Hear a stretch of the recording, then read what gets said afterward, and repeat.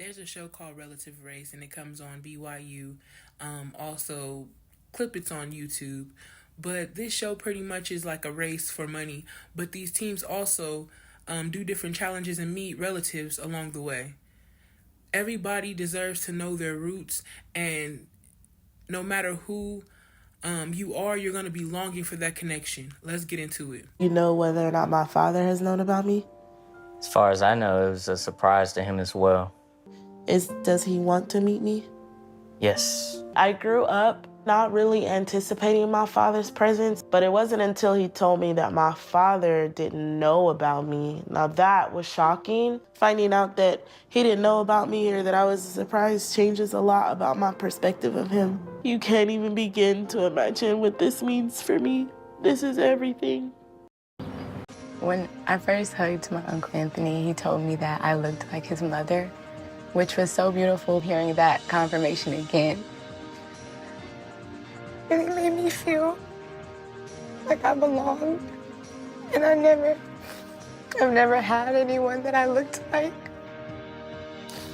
So here, that I look like someone was so comforting and such a confirmation.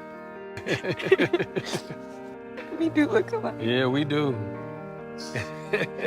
Feels so good to hug you. So good to hug you too. I love you. I love you too. You don't have to cry, okay? Everything gonna be okay from this point. Even if you want to prohibit your child from seeing their father, there are going to be behaviors and things, even the way they look and their mannerisms, that remind you of that man. The way they conduct themselves, the way they behave at school, some of those behaviors and traits are going to be you, and a lot of them are going to be their fathers. So why not treat your child like a group project and cultivate them together?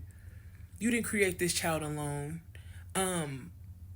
The person that you created them with, they may not show up for you fully in a relationship.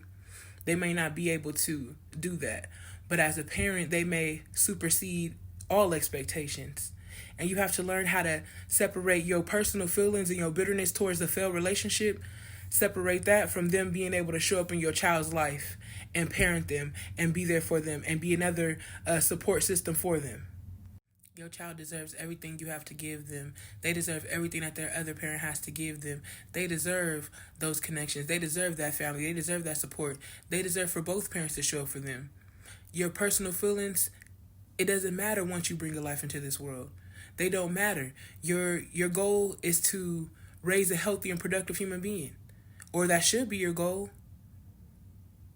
So you have to learn how to RIP to the relationship and cultivate that co-parenting relationship.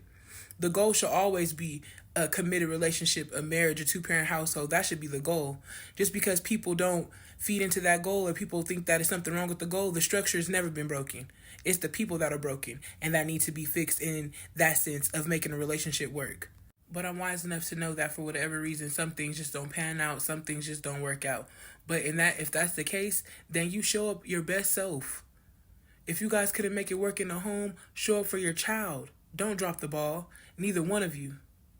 Show up for that baby that you guys both went half on and support them. And if you didn't have it, give it to them. They deserve it.